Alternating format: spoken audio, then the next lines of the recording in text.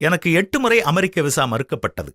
இறுதியில் உலக அளவில் அதிகம் பயன்படுத்தப்படும் செயலிகளில் ஒன்றை உருவாக்கினேன் என்று கூறியவர் யார் தெரியுமா? அவர் பெயர் எரிக் யுவான். சீனாவில் ஒரு சுரங்க நகரத்தில் வாழ்ந்தவர். சிறு வயதிலிருந்தே தொழில்நுட்பத்தை பற்றி கனவு கண்டார்.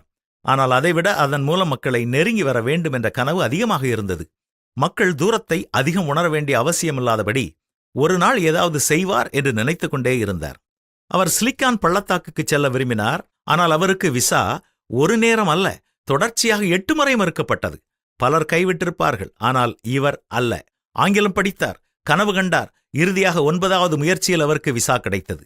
வெபெக்ஸில் பொறியாளராக வேலைக்குச் சேர்ந்தார். பின்னர் சிஸ்கோவில் வேலை கிடைத்தது.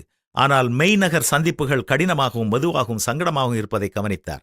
அவற்றை மேம்படுத்த அவர் முன்மொழிந்த போது யாரும் கேட்கவில்லை. அதனால் அவர் அந்த முயற்சியை கைவிட்டு விடவும் இல்லை. கிட்டத்தட்ட யாரும் அவரையோ அவருடைய முயற்சியையோ நம்பவில்லை.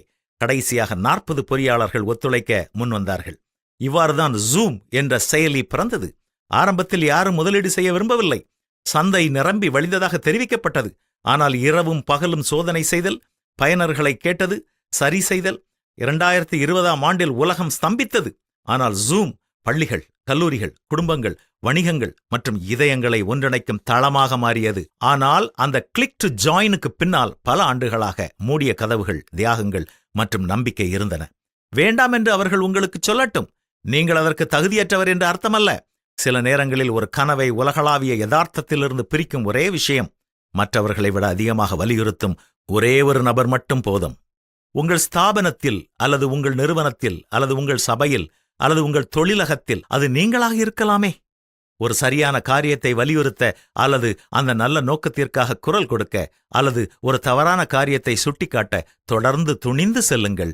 உங்களைப் போல உண்மையான அக்கறையுள்ளவர்களை கர்த்தரே உங்கள் பக்கம் கொண்டு வருவார். கர்த்தரிடத்தில் மனமகிழ்ச்சியாயிரு. அவர் உன் இருதயத்தின் வேண்டுதல்களை உனக்கு அருளச் செய்வார். செய்வோமா?